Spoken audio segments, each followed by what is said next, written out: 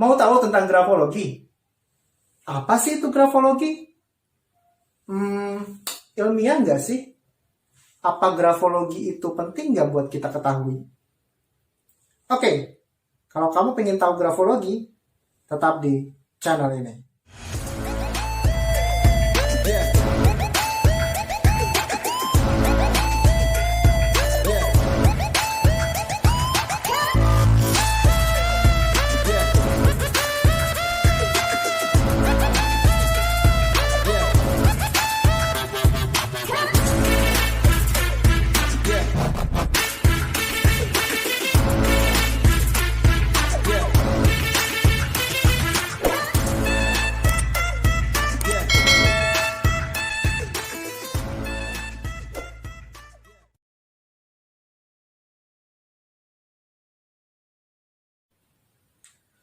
Ada 3 hal yang harus Anda ketahui sebelum Anda belajar grafologi. Check it out.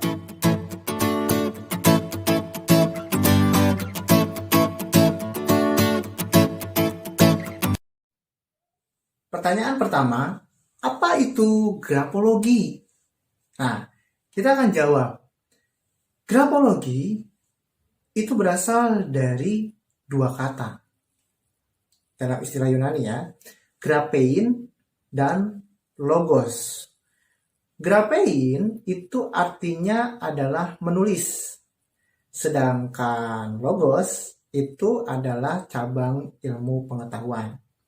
Jadi secara sederhananya, grafologi itu artinya adalah ilmu yang mempelajari tentang menulis atau tulisan tangan. Nah, itu pengertian secara istilah. Sebenarnya grafologi itu yang dilihat dari tulisan tangan apa sih gitu ya. Nah, jadi grafologi ini adalah ilmu yang mempelajari tentang analisa kepribadian dan karakter lewat tulisan tangan. Gitu. Jadi dari tulisan tangan seseorang itu bisa terlihat kepribadian dan karakternya. Yang termasuk dalam kepribadian dan karakter apa saja? Banyak banget gitu ya. Yang pertama kita bisa lihat cara berpikir seseorang gitu. Di situ kita bisa melihat bagaimana dia mengambil keputusan, bagaimana dia mengingat gitu ya. Daya ingat juga bisa kelihatan loh dari grafologi gitu ya. Kita orangnya pelupa nggak sih gitu ya. Itu bisa kelihatan dari grafologi loh gitu ya. Terus juga bagaimana orang berperasaan gitu ya, mengungkapkan perasaan gitu. Apakah dia responsif terhadap emosi atau apakah dia orang yang cuek gitu ya, itu juga bisa kelihatan dari analisa tulisan tangan. Selain itu banyak hal juga seperti kemampuan seseorang gitu dalam hal mengungkapkan ide, kreativitas gitu ya, itu juga dapat terlihat dari tulisan tangan. Unik ya, kok bisa gitu ya. Nah, nanti kita akan belajar lebih lanjut bahwa grafologi ini ternyata walaupun sederhana gitu ya yang kita analisa tulisan tangan, tapi cukup kompleks dan asik. Kenapa asik? Karena dari grafologi kita bisa melihat ada ciri-ciri yang tetap gitu ya, yang memang orang itu banget gitu ya, dan ciri-ciri yang berubah gitu, yang mungkin orang itu dalam kondisi tertentu dia akan berperilaku seperti itu gitu ya.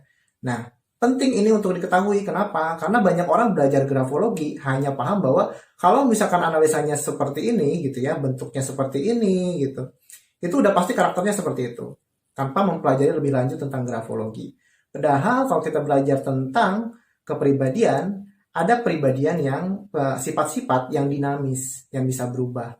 Gitu. Ada sifat-sifat yang kemungkinan menetap pada seseorang dan hanya berubah jika ada kondisi-kondisi yang memang traumatis atau kondisi-kondisi yang memang membuat sebuah perubahan yang besar dalam hidup gitu. Nah, ini akan kita pelajari kalau teman-teman sudah masuk ke dalam dunia grafologi. Nah, ini yang pertama ya. Jadi kesimpulannya, grafologi itu apa sih? Grafologi adalah ilmu tentang analisa tulisan tangan. Yang dianalisa apa? Karakter dan kepribadian seseorang. Oke?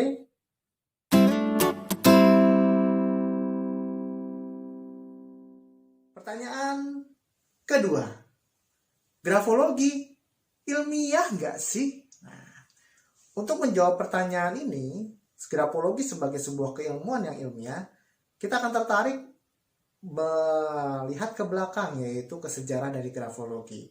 Grafologi sebagai ilmu tulisan tangan itu sejak zaman Mesir sudah ada gitu ya. Bahkan zaman purba pun coret-coretan di dinding gitu ya, itu sudah banyak diteliti, walaupun kita membahas saat ini grafologi sebagai ilmu yang membahas tentang analisa tulisan tangan yang melihat untuk kepribadian dan karakter gitu ya. Sejak kapan sih ilmu ini berkembang untuk melihat kepribadian dan karakter seseorang? Nah, tahun 1925, seorang dokter dari salah satu dekan dari Universitas Bologna, dia seorang pendidik juga gitu ya, meneliti, namanya dokter Camillo Baldi, dia meneliti tentang hubungan antara tulisan tangan dengan kepribadian seseorang.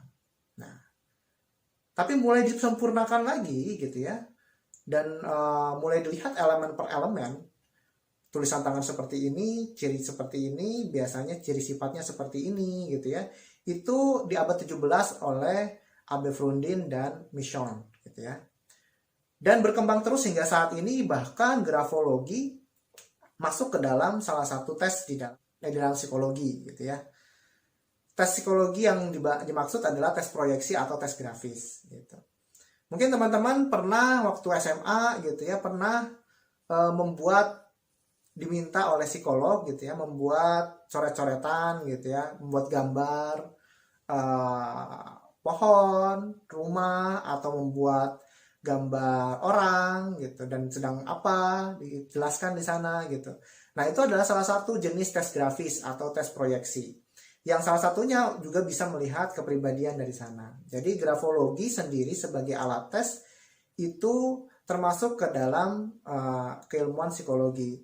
Dan grafologi sendiri itu memenuhi 3 prinsip utama sebagai alat tes psikologi, yaitu ruang, bentuk, dan gerak. Jadi kalau misalkan dibilang grafologi ilmiah nggak sih? Sebagai keilmuan, karena telah banyak diteliti dan terlihat di akurasinya gitu ya, setelah diujikan pada ribuan orang gitu ya, maka grafologi ini dikatakan adalah ilmu yang ilmiah gitu, sebuah alat tes yang ilmiah gitu ya. Sehingga grafologi ini akurat dalam merepresentasikan kepribadian dan karakter seseorang. Oke.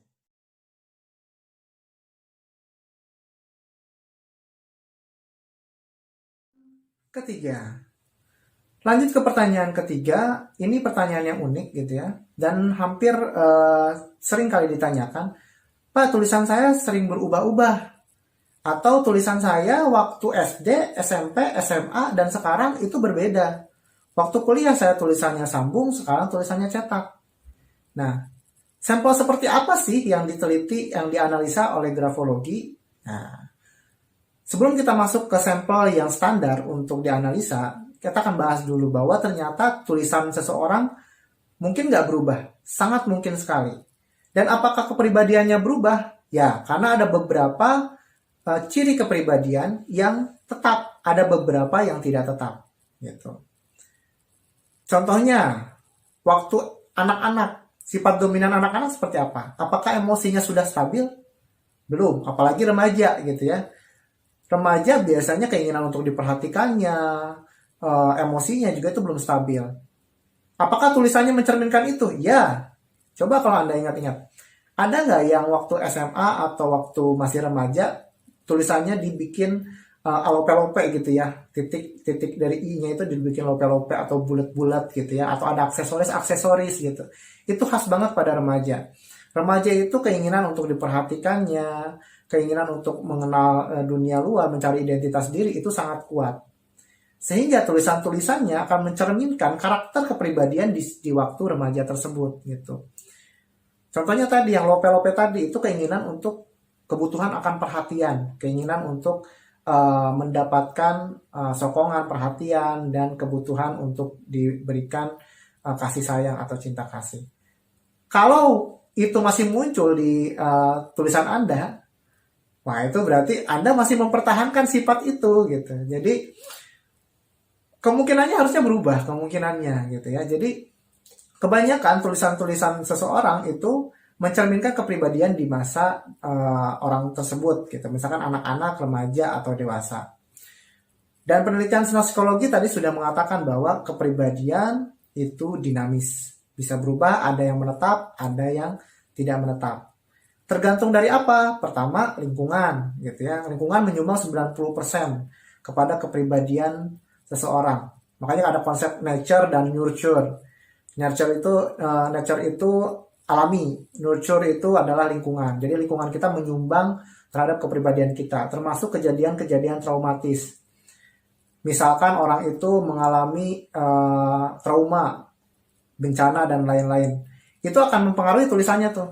Nanti ada ciri-ciri tentang ketakutan, loneliness atau kesendirian gitu ya, atau ciri-ciri tentang traumatis itu akan muncul di tulisannya gitu. Jadi apakah tulisan bisa berubah? Ya, bisa berubah. Lalu yang